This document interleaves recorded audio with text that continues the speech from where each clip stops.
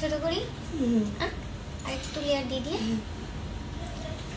আর colour এই দিকটা থেকে আমি শুরু করছি, ঠিক আছে? এইখান থেকে জাস্ট উপর থেকে আর দিচ্ছি না, না উপর থেকে নেবে, উপর থেকে হালকা একদম, উপর থেকে একদম হালকা করে নিচটা একটু দিচ্ছি, ঠিক আছে? আর সামনে এই ফ্রন্টে কোথায়? না ফ্রন্টে এখানটা দিতে হবে না, এই জায়গাটা দিও, ঠিক আছে? ওই জায়গাটা